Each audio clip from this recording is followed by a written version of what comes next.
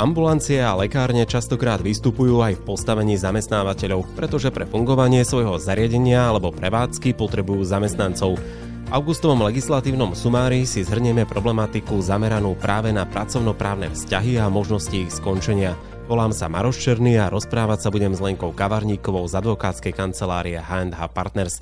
Lenka, vitaj. Ahoj, Maroš. Povedzme si viac o pracovnoprávnych vzťahoch v ambulanciách a lekárniach. Tak naozaj niekedy sa nám stáva, že teda poskytovatelia zdravotnej a lekárenskej starostlivosti sa na nás obracajú práve aj v otázke tých pracovnoprávnych vzťahov s ich zamestnancami, nakoľko vystupujú naozaj ako taktiež aj ako zamestnávateľia, tak riešia častokrát aj otázky týkajúce sa napríklad toho, ako sa tak bezpečne rozlúčiť vlastne so zamestnancom, ak teda napríklad majú nejaký problém s tým zamestnancom. Preto sme si vlastne povedali aj my, že v rámci našich augustových článkov sa budeme zameriavať práve na tému skončenia pracovného pomeru, aby teda ambulancia aj lekárne vedeli, ako ten pracovný pomer ukončiť, akými rôznymi spôsobmi a podobne. Tak si povedzme, ako je možné pracovný pomer vo všeobecnosti ukončiť. Čo sa týka samotného pracovného pomeru, tak vlastne ten sa zakladá pracovnou zmluvou, v rámci ktorej sa určuje aj doba, na ktorú sa vlastne uzatvára ten pracovný pomer.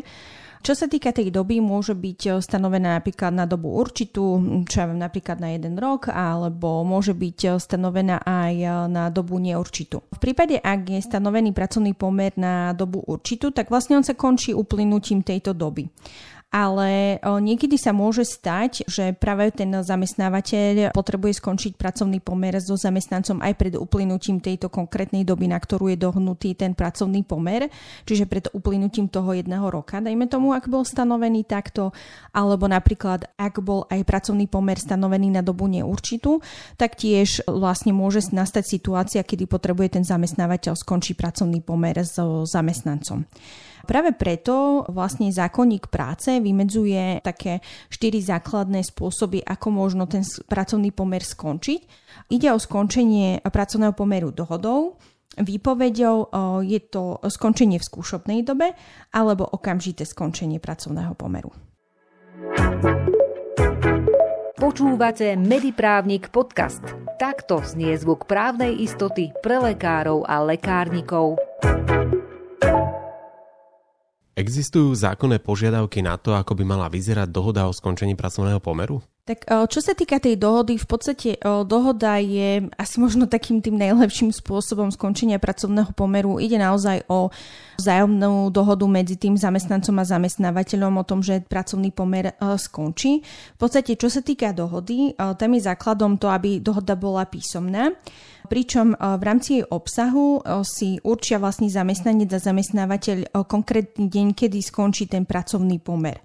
To znamená, že tu naozaj sa dohodnú, napríklad skončí pracovný pomer k 30.9.2024 a proste tento deň je posledným dňom, kedy sa zamestnanec bude vlastne nachádzať v tom zamestnaní, čiže bude vykonávať svoju prácu. Čo sa týka dôvodu, tak napríklad dôvod skončenia pracovného pomeru alebo prečo sa dohodli na skončení pracovného pomeru v tej dohode nemusí byť vymedzený. V dohode musí byť vymedzený dôvod len v prípade, ak teda to požaduje samotný zamestnanec, aby to tam bolo uvedené. Ak má zamestnanec v rámci pracovnej zmluvy stanovenú skúšobnú dobu, je možné skončiť pracovný pomer aj pred jej uplynutím? Áno, určite. Častokrát sa stáva vlastne, že v podstate v rámci tej pracovnej zmluvy je stanovená skúšobná doba napríklad na tie 3 mesiace. Počas skúšobnej doby môže skončiť pracovný pomer nielen zamestnávateľ, ale aj samotný zamestnanec. Pričom to skončenie pracovného pomeru môže byť aj bez uvedenia dôvodu. V podstate v rámci toho skončenia v skúšobnej dobe sa taktiež určí konkrétny dátum, kedy sa ten pracovný pomer končí. Pričom ale ten dátum skončenia pracovného pomeru musí byť vždy v rozsahu tej skúšobnej doby. Čiže ak mám skúšobnú dobu do 30. septembra 2024, tak v podstate aj keď skončím pracovný pomer v skúšobnej dobe, nemôže byť ten deň skončenia po tomto dátume. Čiže musí byť do toho 30. septembra 2024, kedy mi končí skúšobná doba. Čo sa týka vlastne samotného skončenia v skúšobnej dobe, tak tiež má byť vlastne urobené v písomnej forme. pričom má byť vlastne aj doručené tej druhej strane, lebo v podstate ide o jednostranný úkon. A čo sa týka doručenia, tak zákonník práce hovorí, že to skončenie v skúšobnej dobe by malo byť doručené druhej strane z pravidla aspoň 3 dní vopred. Čiže 3 dní v podstate predtým, ako bol určený ten dátum skončenia pracovného pomeru. Tu ale treba pripomenúť práve to slovo spravidla, čiže zákonník práce len hovorí, ako by to bolo najlepšie, aby to bolo aspoň 3 dní vopred oznámené, ale v prípade, ak by nebola dodržaná táto 3-dňová lehota, tak nespôsobuje to neplatnosť toho skončenia vlastne pracovného pomeru v skúšobnej dobe. Čiže ak by to oznámil napríklad ten zamestnanec alebo zamestnávateľ tomu zamestnancovi v deň, kedy chce s ním skončiť ten pracovný pomer v skúšobnej dobe, tak nie je to problém, môže s ním aj v ten deň vlastne skončiť pracovný pomer, kedy chce ho vlastne v podstate ten pracovný pomer ukončiť, pokiaľ to ešte je v skúšobnej dobe. Dobre ste si naladili. Zrozumiteľné právne rady pre každého lekára a lekárnika. Mediprávnik podcast. A keď uplynie skúšobná doba, aké ďalšie možnosti pre skončenie pracovného pomeru existujú? Tak v podstate možno aj pre zamestnávateľov takým najobávanejším spôsobom skončenia pracovného pomeru je výpoveď. Tu si treba uvedomiť, že naozaj v prípade výpovede je potrebné dodržiavať vždy zákonné podmienky, ktoré sú stanovené pre výpoveď. Zo strany zamestnanca, pokiaľ on chce podať výpoveď, tak tam to nie je nieko obmedzené, on môže dať výpoveď v podstate kedykoľvek, aj z akýchkoľvek dôvodov, dokonca aj bez uvedenia dôvodov, ale pre zamestnávateľa zákonník práce stanovuje také prísnejšie podmienky, hlavne v tom, že vlastne z akých dôvodov môže dať zamestnancovi výpoveď. Čiže naozaj tá výpoveď nie je možná v prípade zamestnávateľa len tak, leda bolo, že proste poviem si, chcem dať tomu zamestnancovi výpoveď, tak mu ju dám a bez toho, aby som napríklad uviedol nejaký dôvod.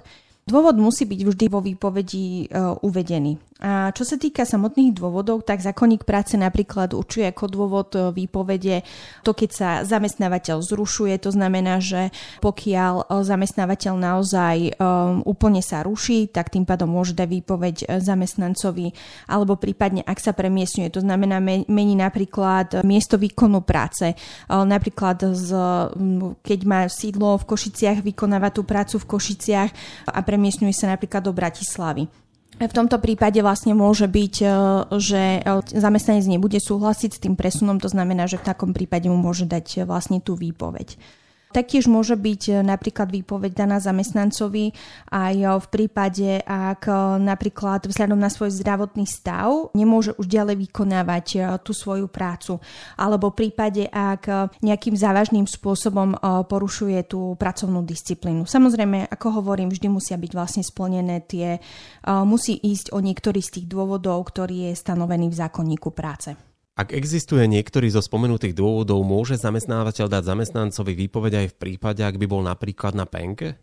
Nie. To takisto zákonník práce obmedzuje zamestnávateľa v podaní výpovede aj v tomto prípade. To znamená, ak v prípade, ak je zamestnanec napríklad na PNK, na materskej dovolenke, na otcovskej dovolenke, alebo keď je napríklad zamestnankyňa tehotná, tak v tomto prípade zamestnávateľ nemôže dať zamestnancovi výpoveď, ale nie je vylúčené, že v tomto období by dal napríklad výpoveď samotný zamestnanec. Hej, čiže ak aj je proste ten zamestnanec na penke, musí si zamestnávateľ počkať s podaním výpovede, až keď sa vlastne vráti z tej penky. Dobre, ak podá zamestnanec výpoveď, môže hneď odísť, že na druhý deň nepríde do práce napríklad? Nie, nedá sa to. V podstate, ak chce zamestnanec odísť hneď na druhý deň, tak na tento inštitút, na túto vlastne situáciu slúži práve dohoda. Ale keď podá výpoveď, tak musí vlastne zotrvať v pracovnom pomere počas plynutia výpovednej doby. Výpovedná doba vlastne je stanovená taktiež v podstate zákonníkom práce. Zákonník práce ale stanovuje také ako keby minimálne trvanie výpovednej doby, pričom rozlišuje jednak v tom, keď podáva výpoveď samotný zamestnanec, alebo keď podáva výpoveď zamestnávateľ. A tiež v prípade zamestnávateľa ešte rozlišuje aj z akého dôvodu podáva ten zamestnávateľ výpoveď. V prípade výpovede zo strany zamestnanca, tak ak podá výpoveď zamestnanec a bol u zamestnávateľa kratší ako 1 rok, tak tam je výpovedná doba vlastne 1 mesiac. Ale v prípade, ak bol u zamestnávateľa dlhšie ako 1 rok, tak tam je výpovedná doba najmenej vlastne 2 mesiace.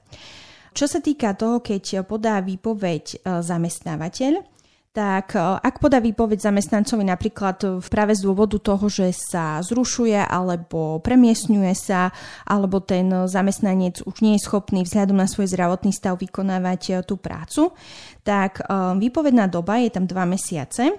Pokiaľ ten zamestnanec už bol u zamestnávateľa 1 až 5 rokov, alebo je to 3 mesiace dokonca, ak ten jeho pracovný pomer toho zamestnanca trval vlastne dlhšie ako 5 rokov. Čiže v podstate čím dlhšie zamestnanec bol u toho zamestnávateľa, tým dlhšia je aj tá výpovedná doba. Naozaj, čo sa týka vlastne tej výpovednej doby, zákonník práce stanovuje len minimálne trvanie tej výpovednej doby. Čiže v pracovnej zmluve si môžu dohodnúť zamestnanec a zamestnávateľ dlhšiu výpovednú dobu. No hej, čo znamená, že naozaj v tomto zase nie je obmedzený, je tam stanovená len tá minimálna lehota, minimálna dĺžka. Zdieľajte naše podcasty so svojimi priateľmi. Počúvať ich môžete na platformách Spotify, Podbean, Apple Podcast a YouTube kanály Mediprávnik. Ak sa zamestnanec dopustí závažného porušenia pracovnej disciplíny, je možné s ním ukončiť pracovný pomer urýchlene, aby nezotrval počas výpovednej doby na pracovisku? Áno, aj s týmto vlastne ráta zákonník práce, ktorý hovorí v tomto prípade o možnosti okamžitého skončenia pracovného pomeru. Naozaj zamestnávateľ môže okamžite skončiť pracovný pomer so zamestnancom v prípade, ak závažne porušil pracovnú disciplínu, alebo napríklad, ak bol zamestnanec právoplatne odsúdený za úmyselný trestný čin. Čiže v tomto prípade naozaj ten zamestnávateľ môže okamžite skončiť pracovný pomer. To skončenie nemusí byť v písomnej forme, uvedie sa tam vlastne dôvod, pre ktorý sa okamžite končí pracovný pomer, s tým, že naozaj ten zamestnanec už na druhý deň nepríde do práce. Okamžite skončiť pracovný pomer môže aj samotný zamestnanec. Samotný zamestnanec môže podľa zákonníka práce ukončiť okamžite ten pracovný pomer napríklad v prípade, ak teda už napríklad vzhľadom na svoj zdravotný stav nie je schopný ďalej vykonávať tú prácu, alebo mu zamestnávateľ nevyplatil mzdu, alebo napríklad je ohrozený jeho život alebo zdravie výkonom tej práce. Čiže naozaj tam aj zamestnanec je v tomto zase obmedzený, že sú tam tiež existujú len konkrétne dôvody, pre ktoré vlastne môže okamžite skončiť pracovný pomer. V prípade, ak nastane situácia, že pri skončení pracovného pomeru neboli dodržané zákonné podmienky, čo môže potom nasledovať? To je veľmi dobrá otázka. Naozaj v prípade skončenia pracovného pomeru si musí zamestnávateľ vždy pripomenúť tie zákonné podmienky, ktoré platia vo vzťahu vlastne k konkrétnym spôsobom skončenia pracovného pomeru. Naozaj si treba dávať pozor na skončenie výpoveďou a okamžitým skončením pracovného pomeru, pretože tam sa častokrát práve stáva, že neboli dodržané zákonné podmienky a tým pádom buď tá výpoveď alebo to okamžité skončenie je neplatné. V takomto prípade, ak je neplatné, tak vlastne musí ten zamestnávateľ naďalej zamestnávať zamestnanca, prideľovať mu prácu riadne podľa jeho pracovnej zmluvy a v prípade, ak to nebude realizovať, teda mu tú prácu nebude prideľovať, tak zase zamestnanec je chránený zákonníkom práce tým spôsobom, že môže napríklad podať žalobu o neplatné skončenie pracovného pomeru, kde bude súd rozhodovať o tom teda, že či napríklad podaná výpoveď alebo to okamžité skončenie pracovného pomeru sú platné. A taktiež bude rozhodovať aj o nárokoch zamestnanca, pretože ak zamestnávateľ neplatne skončí pracovný pomer so svojím zamestnancom, a nebude mu teda ani prideľovať ďalej tú prácu, tak zamestnanec má nárok na náhradu mzdy za to obdobie v podstate, kedy mu tá práca nebola prideľovaná a kedy mal ten jeho pracovný pomer naďalej vlastne trvať. Čiže naozaj v prípade, ak zamestnávateľ je rozhodnutý ukončiť pracovný pomer so svojím zamestnancom, tak musí naozaj dbať na tie jednotlivé zákonné podmienky, ktoré sa vzťahujú k jednotlivým spôsobom skončenia toho pracovného pomeru. Myslím si, že sme zodpovedali všetky otázky týkajúce sa pracovnoprávnych vzťahov a možností ich skončenia. Alenka, ti ďakujem za tvoj prínos do témy a prajem ešte pekný zvyšok dňa. Ďakujem, pekný zvyšok dňa a ja prajem. Aj vám sa zdá, že sa stále viac a viac hovorí o vašich povinnostiach a menej o vašich právach? Aj preto sme pre vás pripravili online právne kurzy. A pozor, tentokrát je tu aj špeciálna ponuka pre vaše sestry a pôrodné asistentky. Špeciálna preto, lebo kurzy pre sestry sú kreditované a teraz za zvýhodnenú cenu 14,90 €. Aby vaša sestra vedela, ako sa môže brániť, posilnite jej právne povedomie cez online kreditované vzdelávanie. Klikni na emedius.sk. Pozor, ponuka platí do 30. septembra. Ešte raz klikni na emedius.sk.